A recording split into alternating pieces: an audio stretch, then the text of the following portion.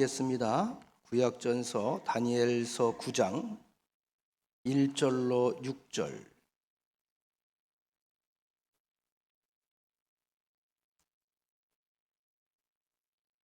그리고 20절에서 23절까지만 보도록 하겠습니다. 구약전서 다니엘서 9장 1절로 6절, 그리고 20절로 23절, 먼저 1절에서 6절을 읽어드립니다. 구약 1248쪽 1248페이지입니다. 메대 족속 아수에로의 아들 다리오가 갈대아 나라 왕으로 세움을 받던 그 첫 해, 곧 그 통치 원년에 나 다니엘이 책을 통해 여호와께서 말씀으로 선지자 예레미야에게 알려주신 그 연수를 깨달았나니 곧 예루살렘의 황폐함이 70년 만에 그치리라 하신 것이니라. 내가 금식하며 베옷을 입고 죄를 덮어 쓰고 주 하나님께 기도하며 간구하기를 결심하고 내 하나님 여호와여 기도하며 자복하여 이르기를 크시고 두려워할 주 하나님, 주를 사랑하고 주의 계명을 지키는 자를 위하여 언약을 지키시고 그에게 인자를 베푸시는 이시여, 우리는 이미 범죄하여 패역하며 행악하며 반역하여 주의 법도와 규례를 떠났사오며 우리가 또 주의 종 선지자들이 주의 이름으로 우리의 왕들과 우리의 고관과 조상들과 온 국민에게 말씀한 것을 듣지 아니하였나이다. 아멘. 그리고 이어서 20절로 23절, 원래는 9장 전체를 좀 읽어드리고 싶은데 제가 시간상 이렇게 중요한 문구만 다시 한번 확인하는 것입니다. 내가 이같이 말하여 기도하며 내 죄와 내 백성 이스라엘의 죄를 자복하고 내 하나님의 거룩한 산을 위하여 내 하나님 여호와 앞에 간구할 때, 곧 내가 기도할 때에 이전에 환상 중에 본 그 사람 가브리엘이 빨리 날아서 저녁 제사를 드릴 때쯤에 내게 이르더니 내게 가르치며 내게 말하여 이르되 다니엘아, 내가 이제 내게 지혜와 총명을 주려고 왔느니라. 곧 내가 기도를 시작할 즈음에 명령이 내렸으므로 이제 내게 알리러 왔느니라. 너는 크게 은총을 입은 자라. 그런즉 너는 이 일을 생각하고 그 환상을 깨달을지니라. 아멘. 이 시간에 여러분들의 삶 속에서 구체적인 열매로 드러나게 되는 복된 날 되시기를 축원합니다. 우리 온라인으로 예배드리는 우리 수입교회 가족들, 그리고 1층에서 함께 모니터로 예배드리는 모든 분들에게도 하나님의 은총이 가득하시기를 간절히 기원합니다. 우리 옆 사람과 인사합시다. 당신은 하나님의 은혜의 주인공입니다. 한 번 더 인사합니다. 당신은 축복의 씨앗입니다. 씨앗이 안 되고 씨앗이 될 그런 자격이 안 된다고 생각하는 분들은 좀 쑥스러울 거예요, 그죠? 그래도 가능합니다. 여러분들 누가 뭐래도 여러분들은 하나님의 가장 소중한 자녀고 하나님의 모든 사역과 하나님의 섭리를 이루는 통로인 것은 틀림이 없습니다. 부족해도 쓰임 받습니다. 지난주에 한 주간에 한 3박 4일 정도가 되지요. 포천시 경목위원 수련회가 모처럼 코로나 때문에 한 3년 만에 열린 것 같습니다. 간만에 바다도 좀 보았고 먹거리도 좀 다니면서 먹기도 했는데 제일 제 마음에 오랫동안 남는 풍경과 장면이 하나 있습니다. 그건 뭐냐 하면 바다도 아니고 자연도 아니고 하늘도 아니고 그리고 먹거리도 아닙니다. 해군기지가 있는 강정마을이라고 하는 곳이 있습니다. 들어보셨죠? 해군기지. 한동안 꽤 또 시위도 많이 하고 갈등도 많이 있던 제주도의 강정마을. 거기에 사실은 이제 해군기지가 들어서면서 지역 주민들과의 마찰, 또 환경단체들과의 마찰, 그리고 여러 가지 우리나라의 또 이념적인 대립이 대두됐던 그런 곳이기도 합니다. 그곳에서 목회하고 있는 통합적인 한 목사님 교회를 방문을 했는데 강정교회입니다. 강정교회. 강정의 이름을 처음 뜻을 알았는데 물강자의 물정자입니다. 그래서 물이 많은 동네, 물이 흐르는 동네. 그래서 지금도 제일 감귤이 맛있게 당도가 높은 곳이 이 동네 거라고 그래요. 왜냐하면 지하 안반층 밑으로다가 물이 끊어지질 않는데요. 이건 굉장히 복받은 그런 나라죠. 다른 이야기를 하려고 하는 것이 아니라 우리가 거기 간 김에 목사님에게 제주도에 4.3 사태라는 게 있습니다. 1948년도에 남북한이 해방이 된 뒤에, 이 대한민국이 해방된 뒤에 한참 이제 이념 갈등이 있을 때죠. 공산주의도 있었고 뭐 민주주의도 있었고, 그럴 때 벌어진 사건이 4.3 사태인데, 이때에 여러분들 아시는 것처럼 한편에서는 민주주의 인민공화국을 세우려고 했고, 한편에서는 민주주의 인민공화국, 말하자면 공산주의를 좀 척결하려고 했던 그런 대립적인 이념 싸움이 거기서 벌어진 겁니다. 그러면서 중요한 것은 민간인들을 포함해서 죽은 사람들이 7만 명이에요. 우린 잘 모르죠? 7만 명이 죽어서 그냥 단체로 집단 매장을 막 하면서, 문제는 뭐냐면 이게 우리 민족의 아픔이고 역사의 아픔인데, 이 아픔이 아픔의 한순간의 아픔으로 끝나지 않고 지금까지 내려오고 있다는 겁니다. 억울하게 죽은 사람들은 어떻게 했어요? 내 아들을 죽이고 내 자식을 죽이고 내 부모를 죽인, 내 조상을 죽이고 후손을 죽인 사람들이 어떻게 해요? 이 사람들은 이념과 관심이 없거든요. 멀쩡한 민간을 왜 죽였느냐? 이 깊은 이 갈등들이 지금까지 내려오는 와중에 이제 해군 기지가 들어선 건데, 잠깐 얘기를 들어보니까 이 목사님이 거기 부임한 지 15년 됐습니다. 보니까 얼굴이 깐깐하게 생겼어요. 아주 강단 있게 생겼어요. 체격은 자그마한데 마치 그분을 보면서 저는 저를 보는 것 같이 느꼈습니다. 그러니까 그 교회에 부임할 때에, 그 교회가 적은 교회가 아니거든요. 그 교회에 부임할 때에 자기는 세상에 머리털 나고 처음 보는 현상을 봤다는 거죠. 그때가 이제 한참 해군 기지가 들어오면서 이제 갈등과 대립이 고조될 때인데, 마을로 들어오는데 한 집은 태극기가 휘날리고 한 집은 노란 깃발이 휘날리고, 그러니까 태극기가 휘날리는 건 찬성하는 사람들, 노란 깃발이 휘날리는 것은 반대하는 사람들. 중요한 거 이게 뭔지 하면, 이게 교회 안에 있는 교인들도 나눠놓은 거예요. 아픔을 얘기하면 자꾸 울더라고, 그 양반이. 지금까지도 그 갈등이 해소가 안 된다는 거예요. 그래서 교인들이 저절로 많이 교회를 나가기도 하고, 갈등 때문에 싸우기도 하고, 예배 끝나고 멱살잡이도 하고, 이러면서 딱 이렇게 앉아 있으면 여기는 찬성판 이쪽으로 따로 앉고 반대판은 이쪽으로 따로 앉는다는 거죠.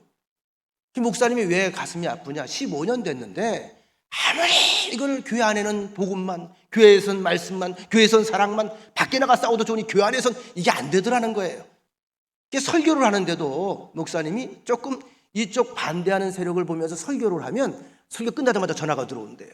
왜 그쪽만 바라봤냐고. 예? 그래서 조금 이쪽을 신경을 쓰면 또 이쪽이 또 전화가 반대쪽에서 온다는 거예요. 왜 어느새 마음이 바뀌어서 그쪽으로 얼굴이 가냐고. 그래서 이 목사님이요, 그다음부터 설교를 어떻게 하냐면 오직 말씀 중심의 설교만 증거하면서 저 앞에 저 정가운데 있는 시계만 바라보고 끝까지 설교하고. 남의 이야기 같지 않더라고요. 이게 이제 이념과 사상의 무서움입니다. 이게 교회 안에 들어오면요, 사람이 감성이라는 게 있기 때문에 이게 해결이 잘 안 돼요. 그날 저녁에 제가 바로 숙소에서 유튜브로 강정교회를 쳐봤어요. 설교를 어떤 설교를 하실까? 그 목사님 얼굴이 안 나와요, 화면에. 그냥 말씀만 떠 있고 설교 육성으로 들려주더라고요. 그 설교를 들으면서 굉장히 가슴이 아팠어요. 가슴이. 왜 얼굴을 띄우지 않을까? 얼굴을 띄워놓으면, 띄우다가 사람들이 유튜브를 보다가 이렇게 하고 있는 걸 보고 따진다는 거예요. 이렇게 보고 있는 걸 보고 따진다는 거예요. 혹시 본인도 무의식적인 얼굴을 들리기 때문에 이게 드러나면 안 되니까 그저 말씀만. 너무 가슴이 아프더라고요. 목회자의 심정이 그대로 내게 전대. 아마 이게 평생 저는 그 표정과 그 눈물이 제 가슴에 남을 것 같습니다. 오늘 제가 이 말씀을 먼저 드리면서 왜 이야기를 하냐 하면, 오늘 본문에 보면 이 다니엘이라고 하는 분이 이제 등장을 하는데, 나라가 가장 어려울 때 나라의 이름은 있고 국가의 형태는 있는데 모든 주권을 다 상실한, 이게 이제 남유다 왕국 끝말기거든요. 여호와김, 여호와긴, 시드기야. 왕은 있어요. 근데 핫바지예요. 바벨론이 거의 점령하다시피 했고 애국과 대치하고 있고, 이 사이에 껴서 아무 주권이 없는 거예요. 우리도 한때 그런 때가 있었죠. 그래서 우리가 성경을 보면 참 마음에 와닿는 부분이 많거든요. 바로 그 당시에 태어난 사람입니다. 줏대 없이 주권을 잃어버리고 이쪽 저쪽 나라 눈치 보면서 어디에 줄을 서야 될까? 어쩌면 우리나라 지금 현실도 약간 그런 모습이 없지 않아 있잖아요. 미국이냐 중국이냐, 그죠? 항상 이 역사에 여러분 흐름과 상관이 없이 벌어지는 세상에서 일어나는 힘겨루기, 사이에 낀 국가들의 서러움입니다. 이스라엘이 바로 그런 처지가 됩니다. 그 당시에 태어났어요. 얼마나 나라가 혼란했겠습니까? 얼마나 무질서했겠습니까? 얼마나 서민들의 삶이 힘들었겠습니까? 그리고 마지막 시드기야는 두 눈도 뽑혀요. 그 밑에 왕자들은 다 철사로 손을 꿰서 줄줄이 끌려갑니다. 그리고 많은 이스라엘의 젊은이들도 어린 시절에 끌려갑니다. 이 가운데 한 사람이 다니엘입니다. 얼마나 많이 울었을까? 그 부모들은 얼마나 가슴이 찢어졌을까? 아무것도 해줄 수 없는 이런 무력한 상황 가운데. 그런데요, 이 다니엘이라고 하는 사람 속에는 하나님에 대한 위대한 신앙이 확실하게 있었습니다. 그의 역사에 그의 흔적들은 전무후무한 역사입니다. 바벨론에 끌려가서 그가 총리에 오릅니다. 포로 출신입니다. 총리 자리에 오릅니다. 그런데 선임 총리가 됩니다. 그리고 몇 년 동안 총리 역할을 하냐면 60년 정도를 끝까지 총리를 합니다. 그동안 제국이 3번을 바뀝니다. 바벨론이 패망하고 메데바사 패망하고 바사 제국, 페르시아 제국. 그리고 왕은 4명의 왕이 등극을 하면서 바뀝니다. 희한하죠? 여러분 일반적으로 그렇잖아요. 대통령이 바뀌면 대통령 중심으로 총리가 바뀌잖아요. 근데 이상한 역사가 벌어지는 거예요. 제국이 바뀌고 왕이 바뀌었는데 총리는 놓을 수가 없어요.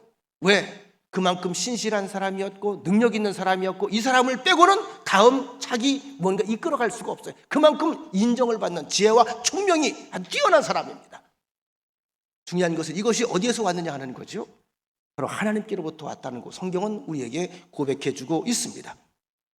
자, 이제 성경을 보십시다. 오늘 본문에 보면 다니엘은 기도의 사람이었어요. 우리가 잘 다니엘에 대해서 대충 상식적으로 좀 알죠. 사자굴 속에 들어갔다 온 이야기, 그의 세 친구가 또 풀무불 속에 들어갔다 온 이야기, 많은 정적들의 위기, 그때마다 다니엘은 절대 기도의 끈을 놓지 않는 사람이었다. 그래서 기도하면 다니엘의 기도도 유명하죠.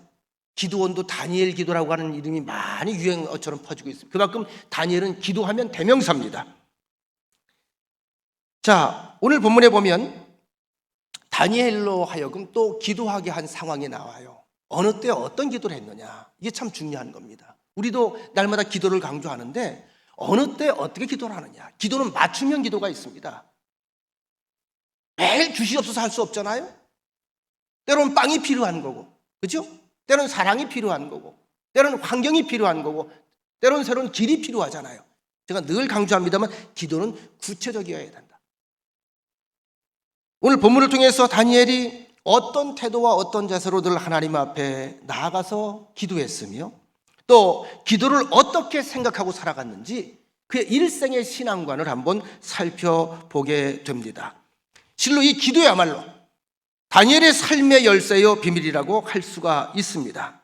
자, 먼 나라의 포로로 붙잡혀간 몸이면서도 영광스럽게 이방 땅에서 하나님의 사람으로 쓰임받는 사람이 될 수 있었던 것, 하나님의 사람으로 쓰임을 받으니까 하나님을 믿지 않는 사람까지도 다니엘을 인정할 수밖에 없었고 다니엘이 믿는 하나님을 인정할 수밖에 없는 그런 삶을 살았다는 거죠. 바로 이것이 우리에게 주어진 사명이 아닐까요? 이 시대에 어떤 상황과 어떤 환경이 벌어진다 할지라도 우리 교회는 무시당하지 않는 교인, 하나님의 은총을 입은 교인, 하나님께 영광스럽게 쓰임받는 그런 가문들이 되시기를 간절히 축원합니다. 자, 오늘 본문의 사건은 주변 정세가 불안하고 어수선할 때에 다니엘이 몸의 습관처럼 돼 있는 거죠. 선지자의 말씀을 읽던 가운데 예레미야서를 이제 읽게 되는 겁니다. 패망해서 주권을 다 상실한 채 사방에 흩어진 이스라엘, 우리에게는 언제나 희망이 오나 언제나 주권이 오나, 언제나 자유가 오나, 이게 그들의 최상의 소원이 아니겠습니까? 우리가 일제치하에 있을 때 해방이 유일한 소원이었던 것처럼. 그런데 말씀을 읽다가 예레미야서를 발견을 하면서 70년 만에 회복되리라는 말씀을 그가 발견하게 됩니다. 중요한 것은 이 말씀을 붙잡자마자 다니엘은 가슴에 눈물이 나오는 거예요. 눈물이. 세상에 이런 말씀이 있었네. 그래, 이 암호라는 것이 암호람으로 끝나는 것이 아니라 하나님의 말씀이 여기 있었네. 하나님의 말씀은 뭐지요? 약속입니다. 약속. 자, 다니엘은 하나님의 은총을 입은 사람입니다. 다니엘은 하나님의 사람이었습니다. 그는 신실한 믿음의 사람이었습니다. 그리고 말씀 중심의 사람이었습니다. 기도의 사람이었습니다. 무엇보다 그는 하나님 앞에서 깨끗하게 살려고 몸소 애를 쓰는 순결한 사람이었습니다. 자, 우리가 오늘 다니엘의 기도에서 그 위대한 기도, 능력 있는 기도, 우리 또한 그런 능력 있는 기도의 주인공이 될 수 있습니다. 배울 점들을 보겠습니다. 첫째, 다니엘의 기도는 언제나 인간의 감정이나 인간의 욕정이나 인간의 욕심에서 시작되는 게 아니고요, 그의 기초가 있어요. 말씀을 읽다가 말씀 붙잡고 씨름하는 거예요. 이게 참 중요해요. 그래서 여러분 성경이 있는 게 중요한 거예요. 어떤 말씀이 내게 주어지는가, 이런 상황 가운데 어떤 말씀을 내게 주셨는가, 그 말씀을 우리가 목도하는 게 참 중요한 겁니다. 그 말씀이 씨앗이 되는 거예요. 우리 주변에서 말씀과 상관이 없이 기도에 열중하는 사람들을 많이 볼 수 있습니다. 그저 기도하는 시간이 늘어지면 늘어갈수록 더 그 능력인, 그러나 그렇지 않아요. 종종 그 기도를 들어보면 인위적이고 주술적인, 그리고 자기중심적인, 자기 욕심적인, 샤머니즘적인 그런 경우가 훨씬 많습니다. 정말 능력 있는 기도는 뭘까요? 말씀이 기초가 되는 그러한 기도입니다. 1절에 보시면 메대 족속 아수에로의 아들 다리오가 갈대아 나라 왕으로 세움을 입던 원년, 바로 그 해, 그 통치 원년에 다니엘이 서책으로 말미암아 여호와의 말씀이 선지자 예레미야에게 임하여 고하신 연수를 깨달았다. 깨닫는 순간 무릎을 쳤겠지요. 곧 예루살렘의 황무함이 70년 만에 마치리라 하신 것이니라. 고생했지? 끝나는 것 같지? 다 끝나는 것 같지? 아니야. 70년 만에 내가 다시 회복시킬 거야. 그 당시에 다니엘이 가지고 있던 구약성경 몇 권이 그에게는 하나님의 말씀이요 삶의 중요한 근거였습니다. 중요한 건 지금 노예의 삶을 살아가면서 수많은 사람들이 학대받는 것을 보면서 많은 좋지 않은 슬픔의 소식들이 전해지면서 그는 한순간도 편하게 살 수가 없었습니다. 자기는 지금 호의호식하고 살죠. 좋은 것 먹고 좋은 대접받고 출세했고. 그러나 그의 마음은 거기에 있지 않았어요. 내 동족들에게 있었습니다. 늘 마음이 슬펐어요. 기쁘지 않았어요. 암울했어요. 자, 이런 생활이 언제까지 갈 것인가? 성경을 읽다가 놀랍게도 백성들의 고난이 끝나는 시기가 성경에 기록되어 있는 것을 발견하게 됩니다. 예레미야서 25장 11절 12절 말씀입니다. 이 온 땅이 황폐하여 놀램이 될 것이며 이 나라들은 70년 동안 바벨론 왕을 섬기리라. 나 여호와가 말하노라. 70년이 마치면 내가 바벨론 왕과 그 나라 갈대아인의 땅을 그 죄악으로 인하여 벌하여 영영이 황무케 하되. 70년 만에 포로 생활이 끝난다는 것을 성경을 통해서 확인한 다니엘은 그렇다면 하나님께서 약속하신 대로 그 뜻이 이루어지도록 기도로 기다려요. 기도로 준비해야겠구나. 다니엘이 포로가 된 것은 주전 605년입니다. 그리고 본문에서 다니엘이 계시를 받고 기도하게 된 때는 주전 538년입니다. 다시 말하면 다니엘이 지금 포로로 바벨론 땅에 끌려온 지 횟수로만 67년이 됐습니다. 자, 이 기간을 계산해 보니까 몇 년 남았죠? 3년 남았어요. 얼굴에 화색이 도는 거예요. 이 말씀을 몰랐을 때하고 이 말씀을 알았을 때하고 사람이 달라지는 거죠. 67년 됐는데 이대로 끝나는 것인가? 70년, 3년 남았구나. 얼마나 다니엘이 기뻤을까요? 가슴이 벅찼을까요? 아마 나 같으면 심장이 터졌을 것 같아.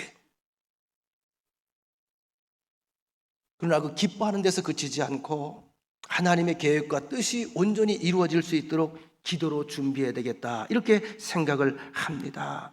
이제 우리 민족의 고난의 때가 얼마 남지 않았구나. 이때가 가장 중요한 때로구나. 지금이야말로 기도를 해야만 하는 때로구나. 우리가 한 가지 느낄 수 있는 게 있습니다. 기도하는 사람은 언제든지 기도로 준비를 한다는 거예요. 기도의 성자라고 일컬어지는 영국의 조지 뮬러는 기도의 비밀을 묻는 사람들에게 3만 번 이상, 4만 번 이상의 기도 응답을 체험하고 일기장에 적어놓지 않았습니까? 도대체 기도 응답의 비결이 뭡니까? 기도 응답의 비결이 뭡니까? 이런 사람들에게 언제나 이런 충고를 했다고 하죠. 하나님의 약속에 근거하여 기도하십시오. Pray according to His promise. 하나님의 약속에 근거해서, 그분의 약속에 근거해서 기도하십시오. 뭐뭐 하면 많잖아요. 근데 뭐뭐 하지 않잖아요. 아닌가요? 뭐뭐 하면 내가 뭐뭐 하리라. 뭐뭐 하면 하고 달라고 그러십시오. 이게 하나님의 약속입니다. 그 약속이 어디 있습니까? 성경에 있습니다. 우리의 삶에 대해서 이 말씀이 얼마나 놀라운 약속들이 많이 담겨져 있는지 우리가 성경을 알면 알수록 깨달을 수밖에 없고 무릎을 칠 수밖에 없고 놀랄 수밖에 없습니다. 기도할 때 그냥 기도하지 마시고 말씀을 따라서 기도하십시오. 여러분, 제일 사람들끼리 관계성 속에서 꼼짝 못할 때가 언제인 줄 아세요? 저에게 어떤 분이 전화를 하셨어요. 좀 오래된 이야기입니다. 목사님, 내일 점심은 뭘 좀 사주시죠? 그래서 예? 제가 물어봤어요. 목사님이 지난주에 약속하셨잖아요. 그날 나 짜장면 사주기로. 제가 갈까 못 갈까? 무조건 가야 되는 거예요. 약속했다는데 뭐. 그리고 심지어는요, 더 꼼꼼한 분들은요, 요즘 무서워 교인들 녹취해. 핸드폰으로 녹취를 합니다. 그걸 들려줘요. 집사님, 내가 다음 주에 수요일 날 점심 때 내가 짜장면 사줄게. 오늘 참 잘했어. 수요일 짜장면 사줄게. 이걸 녹음해서 들려주는 거야. 그 말을 제가 조심하기로 했어요. 뭐 그건 얼마든지 사줄 수 있습니다. 하여튼. 자, 중요한 거예요. 하나님 우리에게 주신 말씀이 있어요. 말씀을 펴놓고 기도하세요. 이것처럼 확실한 게 없습니다. 그리고 약속의 말씀을 따라서 기도합니다. 4절, 내 하나님 여호와께 기도하며 자복하여 이르기를, 크시고 두려워할 주 하나님, 주를 사랑하고 주의 계명을 지키는 자를 위하여 언약을 지키시고. 따라합시다. 언약을 지키시는 하나님, 약속의 하나님.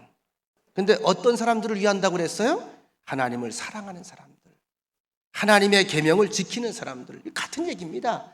하나님을 사랑하면 하나님의 말씀에 귀를 기울이는 거죠. 제가 늘 그런 이야기를 하죠. 사랑을 더 많이 하는 사람이 끌려다닌다고. 사랑을 더 많이 하는 사람이 더 귀를 기울입니다. 여러분들이 하나님의 말씀에 귀를 기울이는 게 더 강할까요? 하나님이 우리의 신음에 귀를 기울이는 그것이 더 강할까요? 언제나 하나님이 사랑 안에서 우리를 이깁니다. 내가 하나님을 천을 사랑한다면 하나님은 만만해를 사랑해요. 그 사랑을 따라갈 수가 없어요. 주를 사랑하고 주의 계명을 지키는 자를 위하여 언약을 지키시고 약속을 지키시고 그에게 인자를 베푸시는 이시여. 하나님은 약속을 지키시는 하나님입니다. 주의 말씀을 지키는 자들, 주님을 사랑하는 자들에게 약속을 이루시는 하나님이십니다. 6절에 보시면, 우리가 또 주의 종 선지자들이 주의 이름으로 우리의 왕들과 우리의 고관과 조상들과 온 국민에게 말씀한 것을 듣지 아니하였나이다. 자, 지금 하나님의 약속을 따라 살지 않고 불순종했던 이스라엘 백성의 죄를 하나님 앞에서 우선적으로 딤입니다. 하나님, 이 아픔 어디서 온지 알아요. 여러분, 우리가 아픔이 어디서 왔는지 알아야 돼요. 예수 믿는 사람들은 원인을 빨리빨리 파악을 해야 돼요. 그래서 그것도 하나님 앞에 토로해야 돼요. 그리고 좀 더 구체적인 제목을 말합니다. 10절, 우리 하나님 여호와의 목소리를 듣지 아니하며 여호와께서 그의 종 선지자들에게 부탁하여 우리 앞에 세우신 율법을 행하지 아니하였습니다. 율법을 어겼습니다. 우리의 문제입니다. 우리의 실수입니다. 우리의 잘못입니다. 11절 12절 온 이스라엘의 주의 율법을 범하고 치우쳐가서 주의 목소리를 듣지 아니하였으므로, 주의 목소리를 듣지 않았다. 이 저주가 우리에게 내렸으되 곧 하나님의 종 모세의 율법에 기록된 맹세대로 되어 싸우니. 모세의 율법 아시죠? 공부하셨죠? 신명기서에 나오잖아요. 너희가 이리 하면 이렇게 될 것이다. 너희가 망하는 저들처럼 살면 저들처럼 망할 것이다. 이야기가 성경에 있어요. 이는 우리가 주께 범죄하였음이니이다. 12절 주께서 큰 재앙을 우리에게 내리사 우리와 우리 및 우리를 재판하던 재판관을 쳐서 하신 말씀을 이루셨사오니 온 천하에 예루살렘에서 일어난 일 같은 것이 없나이다. 이같이 우리 민족이 당하는 고난도, 우리가 경험하는 이 어려움도 모두 말씀대로 된 것입니다. 실제로 그래요, 안 그래요? 그렇게 된 거죠. 말씀대로 된 거예요. 예언대로 된 거예요. 그 점에 대해서 우리는 하나도 핑계댈 수 없습니다. 인정합니다, 하나님. 그리고 죄를 자복합니다. 하나님의 용서를 기다립니다. 이러면 사는 거예요. 이어지는 말씀입니다. 다니엘은 기도의 중요성을 제대로 인식하고 있어요. 기도는 하나님의 뜻을 이루는 방편입니다. 따라합시다. 기도는 하나님의 뜻을 이루는 방편이다. 하나님의 뜻이 여러분들에게 그냥 이루어지는 게 아니고요, 기도하는 사람의 기도의 통로를 통해서 역사하는 거예요. 그리고 우리에게 하나님께서 요구하는 건 뭔지 아세요? 내가 기도했더니 하나님의 뜻이 이루어졌다라고 하는 간증을 하나님께서 원하시는 겁니다. 여러분, 구약 성경에서 가장 중요한 예언 중에 하나가 뭘까요? 메시아죠. 메시아가 오실 것이다. 그날이 오면 메시아. 많은 사람들이 이 예언을 믿고 기다렸습니다. 또 기도도 했을 것입니다. 세월은 자꾸 흘러갑니다. 메시아는 오시지 않았습니다. 여러분 아시는 것처럼 구약전서 이후에 신약전서가 다시 기록될 때까지, 예수님이 오기 전까지는 말라기서 이후에 400년이라는 세월이 지나갑니다. 얼마나 많은 사람들이 기도했을까요? 나라 없는 그러한 삶을 살아가면서 얼마나 비통해했을까요? 근데 그날이 오면 회복이 된다고 그랬어요. 그분이 오시면 회복된다고 그랬어요. 메시아 대망사상으로 가득 차 있는데 400년이라는 세월이 흐릅니다. 기도하던 할아버지가 죽었습니다. 기도하던 할머니가 죽었습니다. 그 다음에 그 아버지가 죽습니다. 그 아들도 죽습니다. 400년이 흐릅니다. 많은 사람들이 그 기도를 포기해버렸겠죠. 그 믿음을 포기해버렸겠죠. 그러나 그 와중에도 어떤 사람들은 포기하지 아니하고 하나님, 그날이 우리에게 오게 될 줄로 믿습니다라는 기도를 쉬지 않고 했습니다. 마침내 메시아가 오셨습니다. 여러분, 이때 가장 기뻐했던 사람들이 누굴까요? 기도하던 사람들 아니겠습니까? 기도하던 사람들 아니겠어요? 우리가 교회에서요, 같은 공동의 기도 제목을 놓고 기도를 할 때에 좋은 일이라고 생각해 봅시다. 위대한 일이라고 생각해 봅시다. 위대한 일이 그냥 온 걸 보고 반가워하는 사람이 더 반가울까요? 그 문제를 놓고 금식하며 기도하고 기다렸던 사람들이 그 문제를 만났을 때 더 기쁠까요? 기도했던 사람들은 눈물이 터져가는 거예요. 환희의 소리가 나오는 거예요. 찬송이 나오는 거예요. 그러나 기도하지 않은 사람들은 진짜 되네, 끝이에요. 그 가슴을 몰라요. 예수님이 오시기까지 실제로 메시아 강림에 대한 약속을 포기하지 아니하고 끝까지 기다렸던 사람들 가운데 성경에 소개된 인물들이 있죠. 시므온과 안나입니다. 그 아기 예수님을 팔에 안고 너무나 감격에 겨워서 누가복음 2장 30절에 보면 내 눈이 주의 구원을 보았나이다. 이 누인들이 내 눈이 주의 구원을 보았나이다.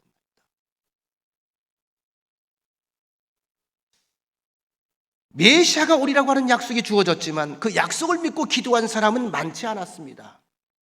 그러나 약속을 믿고 기도한 사람들을 통해서 메시아는 오실 수가 있었습니다. 감히 시므온과 안나는 그 시대에 이렇게 말했을 것 같습니다. 내가 기도했더니 거봐, 주님이 오셨지. 틀린 말일까요? 맞는 말일까요? 맞는 말이잖아요. 내가 기도했더니 거봐, 정말 오셨지. 기도 응답이야. 이 사람은 행복한 사람입니다. 요엘서에는 성령 강림에 관한 약속이 있습니다. 요엘서 2장 28절로 29절. 그 후에 내가 내 영을 만민에게 부어주리니 너희 자녀들이 장래일을 말할 것이며 너희 늙은이는 꿈을 꾸며 너희 젊은이는 이상을 볼 것이며 그때에 내가 또 내 영을 남종과 여종에게 부어줄 것이며 그랬고요. 32절에 보면 누구든지 여호와의 이름을 부르는 자는 구원을 얻으리니, 이 예언의 말씀은 실제로 사도행전 2장 14절로 21절에 보면 오순절날 성령 충만함을 체험한 이후에 베드로가 첫 번째 설교에서 이 말씀을 끄집어냅니다. 봐라, 이것은 예언 성취의 사건이다. 하나님의 말씀은 시대와 시기와 역사와 상관이 없이 계속 살아서 움직인다는 사실을 여러분들이 확신하시기를 바랍니다. 우리 이 찬양 알죠? 한번 불러봅시다. 마지막 날에 내가 나의 영으로.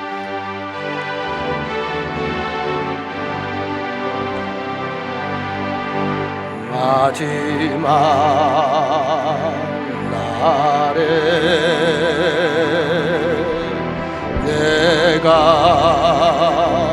나의 영으로 모든 백성에게 부어 주리라. 자녀들은 예언할 것이요 청년들은 환상을 보고 아비들은 꿈을 꾸리라. 주의 영이 임하면 자녀들은 예언할 것이요 청년들은 환상을 보고 아비들은 꿈을 꾸리라. 주의 영이 임하면 성령이여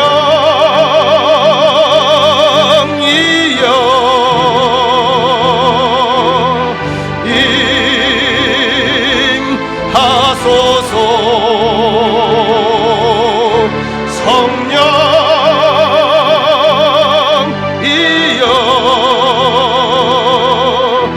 우리에게 임하소서. 자녀들은 예언할 것이다. 다시 한번. 자녀들은 예언할 것이요 청년들은 환상을 보고 아비들은 꿈을 꾸리라. 주의 영이 임하면 자녀들은 예언할 것이요 청년들은 환상을 보고 아비들은 꿈을 꾸리라. 주의 영이 임하면 성령이여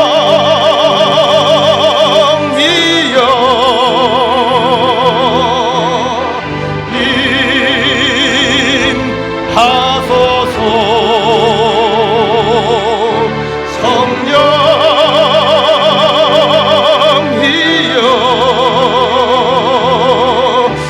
우리에게 임하소서. 충만하게 임재하게 되기를 축원합니다. 이 약속 믿고 정말 성령 주시기를 기도한 사람은 다락방에 있었던 120명의 성도들이었습니다. 약속대로 성령 강림의 역사가 이루어졌을 때 그들이 얼마나 흥분하고 얼마나 감격했을까요? 하나님은 인간 역사에 대해 많은 것을 계획하고 예정해 놓으셨습니다. 이 땅에 관하고 계신 것입니다. 그런데 이 하나님의 여정과 이러한 섭리와 이런 계획은 일방적으로 그냥 하나님 편에서 이루어지시는 것이 아니라 하나님의 백성들의 기도와 책임 있는 응답을 통해서 이루어져 간다는 사실을 우린 배워야 합니다. 그래서 우리가 뭐라고 기도하라고요? 주님도 말씀하셨죠. 뜻이, 하나님의 뜻이 하늘에서 이룬 것 같이 땅에서도 이루어지이다. 하나님의 뜻이 어디 있습니까? 말씀 안에 있습니다.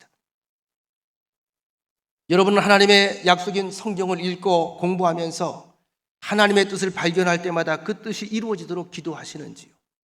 그래서 여러분들이 노트가 필요해요. 즉시 줄을 긋고 즉시 써야 돼요. 이게 내 기도구나. 이렇게 하나님께서 나를 쓰시는구나. 이걸 주시려고 하는구나. 얼마나 보물들이 많이 있는지 몰라요.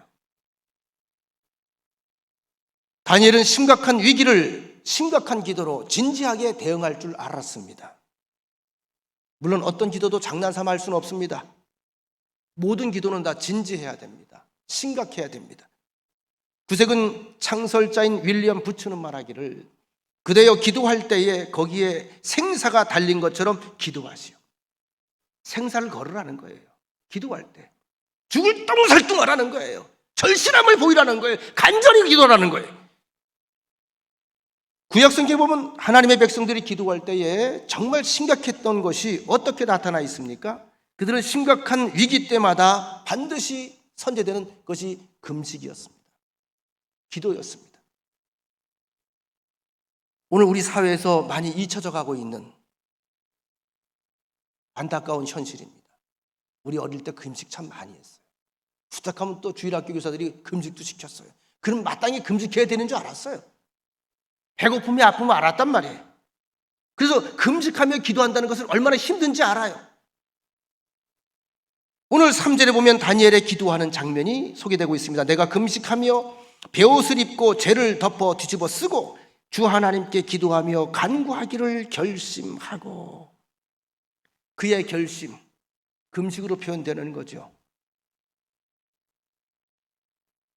이 얘기는 내 삶의 우선순위가 바로 이 문제다라고 하는 고백입니다. 하나님, 내게 가장 중요한 겁니다. 우리 민족에게 가장 소중한 겁니다. 내 일생에 제일 중요한 겁니다. 다시 말하면 이를 위해서 내가 죽어도 여한이 없겠습니다라고 하는 것입니다. 여러분, 어려운 문제들 누구나 다 있잖아요. 그렇게 한번 기도해 보세요. 기도 제목 적어놓고 한 끼라도 금식을 하면서, 주여, 그렇다고 또 이렇게 기도하지 마세요. 응답도 주지 않으면 나 죽어버리겠래요. 이렇게 하지 마세요. 밥 먹는 시간까지 아껴서 기도하려고 하는 그 절심, 그 중심에 하나님께 대한 믿음이 보이는 거거든요. 다니엘은 응답받는 기도의 핵심이 어디에 있는지를 알고 있습니다. 제일 먼저 뭘 했죠? 회개입니다. 유대민족이 고난에서 해방될 것을 위해서 지금 기도하고 있습니다. 그럼에도 불구하고 그것만이 그의 기도가 그의 기도의 대부분을 차지하진 않습니다. 오히려 다니엘의 기도는 죄에 대한 자복에 집중되어 있습니다. 민족을 위해 기도하다 보니까 민족의 아픔이 느껴집니다. 민족의 아픔을 느끼다 보니까 주의 말씀이 눈에 들어옵니다. 주의 말씀을 보니까 왜 이 아픔이 왔는지를 알게 된 겁니다. 어떻게 해요? 끌어안고 뒹구는 거죠. 하나님, 아파요. 근데 왜 아픈지 알겠어요. 왜 이 꼴이 됐는지 알겠어요. 이 아픔이 어디서부터 잘못된 건지 알겠습니다. 바로 죄 때문입니다. 여러분, 실제로 다니엘을 보면 사실은 다니엘이 죄를 많이 지었습니까? 우리가 알잖아요. 어릴 때부터 독주를 안 마셨어요. 고기도 안 마셨어요. 우상에게 제물 드린 거라고. 최초의 채식주의자 아닌가 싶어요. 자기 몸을, 자기 영을, 자기 마음을, 순결을 지키기 위해서 하나님께서 우리에게 허락하신 것만 먹었어요. 어릴 때부터. 다니엘이 무슨 죄를 지었겠습니까? 다니엘의 일생을 보세요. 얼마나 고귀합니까? 얼마나 고상합니까? 얼마나 순결합니까? 근데 다니엘이 뭐라고 기도하지요? 저들의 죄라고 그러지 않아요. 우리의 죄, 나의 죄, 그리고 눈물을 흘리는 거예요. 자기 민족의 죄, 이것을 바로 나의 공동의 책임으로 인식을 할 때에 다니엘은 아파할 수밖에 없었습니다. 제가 이번에 강정교회 가서 그분이 그렇게 힘들어하는 이야기를 하시길래 뭐 4.3 사태 이야기도 하고, 그다음에 또 무슨 해군기지 이야기도 하고, 또 위안부 이야기도 하고 그러시길래 제가 그렇게 위로해 드렸어요. 거기에 갔던 분들이 대부분 눈물을 흘리더라고요. 듣던 사람들이. 이건 역사 때문에 아픈 게 아니고요. 지금 그 교회에 처해진 상황 때문에 목사가 얼마나 힘들었겠는가. 질문 시간이 있길래 제가 짓궂게 질문을 했어요. 목사님, 이 교회에서 목회하고 싶어요? 떠나고 싶어요? 제가 좀 짓궂죠? 웃더라고요. 그럼 여러분들이 알아맞혀 보세요. 그분 거기 계시고 싶을까요? 빨리 가고 싶을까요? 말하지 않아도 돼. 자기가 눈물이 많아졌다는 거예요. 자꾸 눈물이 나온다는 거예요.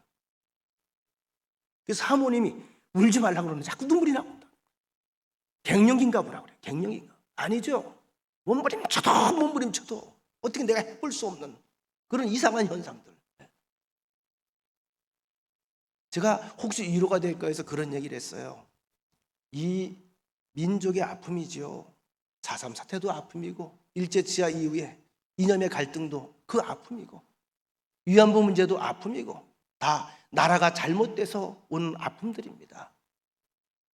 잘했다 잘못했다 할 수 없습니다. 누가 옳다 그러다 할 수도 없습니다. 아픔은 우리 공동의 아픔으로 함께 느낄 때에 비로소 그것을 인정할 때 교회가 하나 되지 않겠습니까? 그래서 얘기했죠. 목사님이 아파한다는 걸 교인들에게 전달하면 될 것 같아요. 그 아픔을 전달해 주세요. 아, 이쪽도 아프고 이쪽도 아프구나. 그렇잖아요. 다 아픔 있는 사람들이잖아요. 무엇 때문에 싸워야 합니까? 주 안에서. 역사가 그들을 아프게 하는 거거든요. 근데 그 아픔이 아픔으로 끝나면 안 된다는 거죠. 공동의 책임, 이 의식을 가져야 되는 거죠. 다니엘은 회개 기도를 할 때마다 우리라고 하는 복수 인칭 대명사를 사용했습니다. 여러분, 응답받는 기도의 가장 중요한 핵심이 바로 회개에 있다. 보통 우리의 기도는 어떻습니까? 하나님, 저는 깨끗합니다. 저 암흑의 권사를 벌하여 주옵시고 암흑의 집사를 때려주시옵시고 천벌을 내리시옵시고 난 항상 의로워요. 이 기도는 하나님이 기뻐하는 기도가 아니에요. 그의 잘못을 보면서 내 아픔으로 느껴야 돼요. 이게 교회입니다. 이게 가족입니다. 그래서 예수님께서 내 잘못을 가지고 아픔으로 느끼셨기 때문에 십자가에서 죽으신 거잖아요. 자, 다니엘은 마지막으로 하나님의 영광을 위해서 기도합니다. 자기 민족의 해방을 위해서 기도했습니다. 그러면서도 그의 기도의 궁극적인 초점은 하나님의 영광입니다. 이것은 대단히 중요한 문제입니다. 성경은 기도의 궁극적인 목적이 하나님의 영광이어야 한다고 가르칩니다. 주님도 그렇게 가르쳐 주셨습니다. 성도의 삶의 목적이 하나님의 영광인 것처럼 우리의 기도의 목적도 하나님의 영광이 되어야 됩니다. 자기 자녀를 위해서 기도하면서도 하나님의 영광을 구해야 됩니다. 여러분 아시는 것처럼 주기도문의 시작입니다. 하늘에 계신 우리 아버지여, 우리 아버지여, 이름이 거룩히 여김을 받으시오. 하나님이 통치하시는 나라가 임하시오며 뜻이 하늘에서 이루어진 것처럼 이 땅에서도 하나님의 역사가 그대로 하나님의 뜻이 이루어지기를 원합니다. 하나님의 영광, 하나님의 나라, 하나님의 뜻이 우선시 돼야 돼요. 자, 오늘 본문의 17절을 봅시다. 17절 우리 같이 한번 읽어보겠습니다. 시작. 그러하온즉 우리 하나님이여 지금 주의 종의 기도와 간구를 들으시고 주를 위하여 주의 얼굴빛을 주의 황폐한 성소에 비추시옵소서. 주여 우리의 기도를 들으시고 우리의 기도를 들으시고 주를 위하여, 나를 위하여가 아니에요. 주를 위하여. 왜? 모세의 기도와 똑같대요.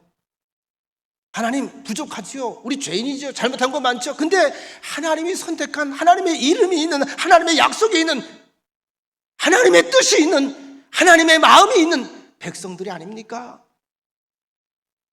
하나님 당신을 위하여, 하나님의 영광을 위하여 주의 얼굴 빛을 주의 황폐한 성소에 비춰 주시옵소서. 여러분 이렇게 기도하세요. 여러분들이 힘들고 어려울 때 하나님 나를 위하여가 아니고요, 하나님의 자녀를 위해서, 하나님의 자녀를 위한 것이 바로 하나님의 이름이잖아요. 하나님의 기쁨이잖아요. 난 부족하지만 죄가 많지만 하나님 용서해 주시고 하나님을 위하여 내 기도에 응답하여 주옵소서. 자, 이어지는 18절 19절입니다. 나의 하나님이여 귀를 기울여 들으시며 눈을 떠서 우리의 황폐한 상황과 주의 이름으로 일컫는 성을 보시옵소서. 지금 보세요. 얼마나 형편이 없습니까? 얼마나 끔찍합니까? 얼마나 비극적인 참혹한 일들이 많이 일어납니까? 보소서 우리가 주 앞에 간과없는 것은 우리의 공의를 의지하는 것이 아닙니다. 우린 잘나는 것이 없습니다. 그저 주의 큰 긍휼을 의지하여 함이니이다. 주님 불쌍히 여겨주세요. 자비를 베풀어 주세요. 19절 주여 들으소서, 주여 용서하소서, 주여 귀를 기울이시고 행하소서, 지체하지 마옵소서. 나의 하나님 주 자신을 위하여 하시옵소서.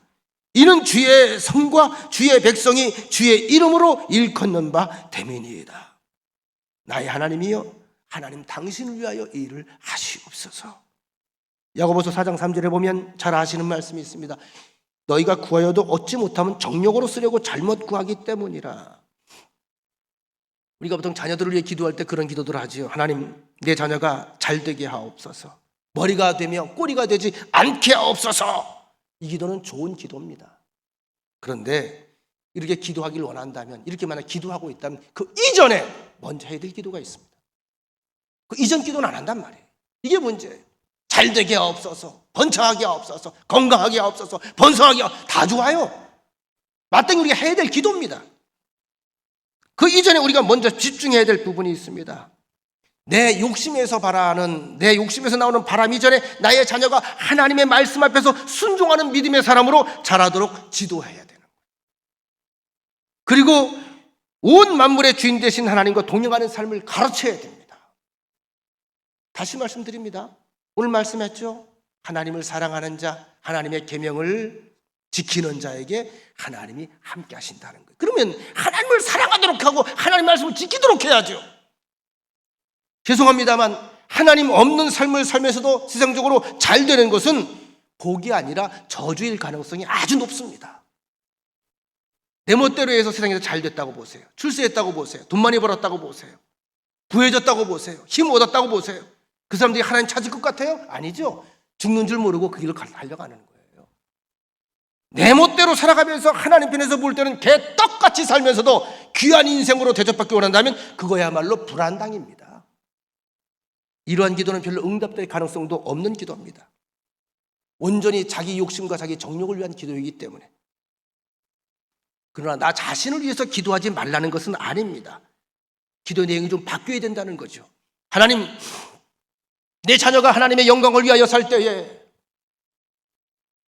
하나님의 이름을 선포하면서 주의 복음의 빛을 드러내는 아들로 당당하게 살아갈 수 있도록 주님 도와주시옵소서. 이 기도가 힘 있는 기도예요. 똑같은 자녀를 위한 기도지만 기도의 초점은 내 개인의 소원이나 욕심이 아니라 하나님의 영광에 있는 것입니다. 자녀를 위해 기도하세요.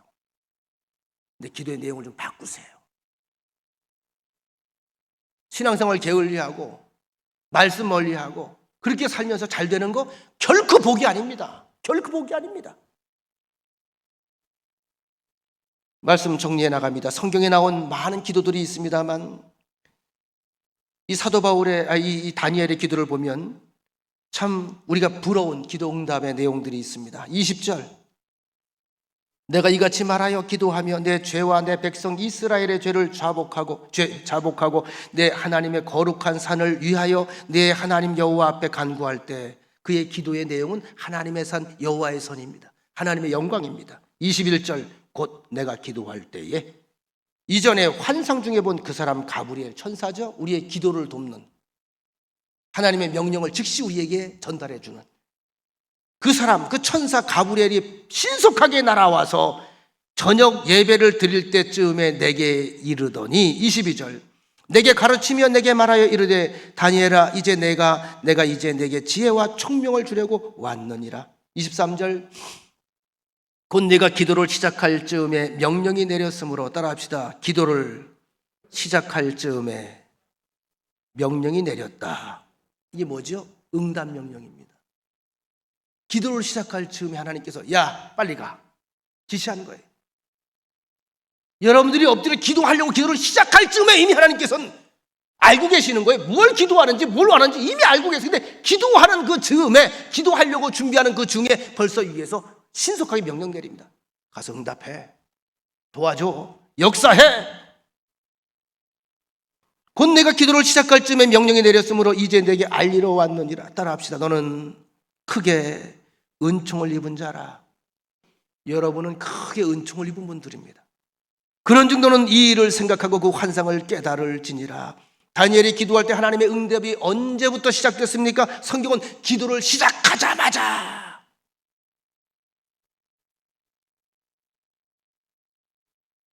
여러분 이 기억하시나요? 창세기서에 보면 제가 지금 24장인가에 막 나오는 걸로 26장인가에 나오는 걸로 기억을 하고 있는데, 아브라함이 자기 아들 이삭의, 그죠? 며느리죠, 며느리. 이삭의 부인을 얻기 위해서 자기 고향에 자기의 몸종을 보내지 않습니까? 몸종이 그 먼 곳에 와서 주인이 하던 대로 우물 곁에 앉아 기도하지요. 하나님, 그 여인이 누군지 모르겠으나 순족하게 만나게 하옵소서. 순족하게. 그 며느리감을 순족하게 만나게 하옵소서 하면서 구체적인 기도를 하지 않습니까? 혹시 누가 이 우물에 나오는 안악내가 보이면 내가 물 한 모금을 제가 도와달라고 요청할 터인데, 내게 물을 줄 뿐만이 아니라 내게 같이 왔던 낙타들에게까지 물을 주는 사람 같으면 이 사람은 분명히 족장의 그릇을 가지고 있는 사람입니다. 그 여인을 내가 하나님께서 점친 그 여자로 알겠습니다. 근데 성경에 그렇게 나와요. 이 기도가 마치기도 전에 기도할 즈음에, 같은 이야기입니다. 공통점이 있죠. 여러분의 기도가 끝나야 나오는 게 아니고요, 기도하는 순간에 벌써 하나님은 움직이기 시작한다. 얼마나 신나는 일입니까? 얼마나 기쁩니까? 얼마나 감격스럽습니까?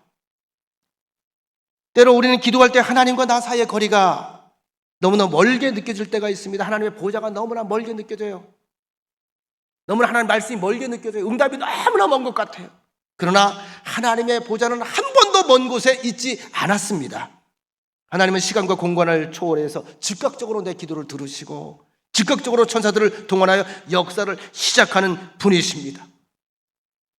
여러분들이 지금 여기서 기도할 때 이미 천사가 대기하고 있다는 사실을 믿으시기 바랍니다. 기도할 때마다 이 놀라운 사실을 여러분들이 상상하면서 기도하셔야 돼요. 주께서 벌써 천사를 보냈구나.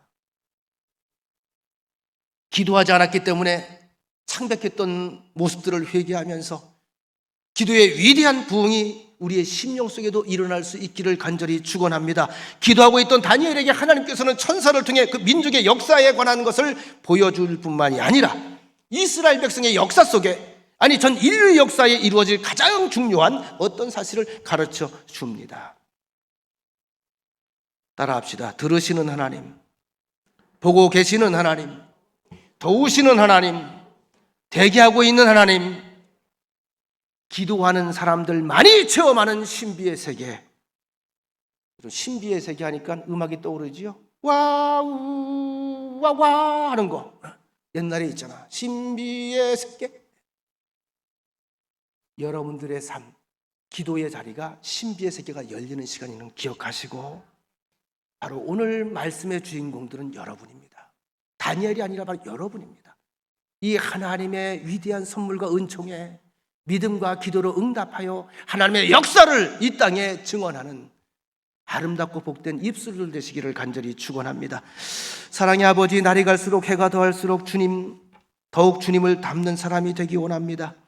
내 인생의 젊은 시절보다 내 인생의 황혼의 때에 더욱 순결한 하나님의 사람으로 주님 앞에 올곧게 서고 싶습니다. 젊었을 때뿐만이 아니라 내 인생의 기력이 쇠전하는 그 순간에도 하나님의 손에 붙들려 쓰임받는 사람이 되길 원합니다. 내 생애에서 일어나는 이 놀라운 풍성한 기적은 주님을 신뢰하는 이 믿음을 주께서 친히 귀하게 보셨기 때문입니다.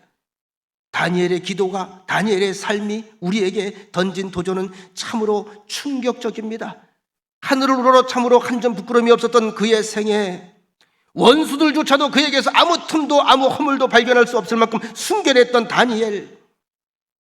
주님, 우리 또한 또 하나의 다니엘이 되어 남은 생애를, 남은 역사를 주의 거룩한 성령으로 불붙임 받아 이 악한 세대를 믿음과 충성과 순결로 살기를 원합니다.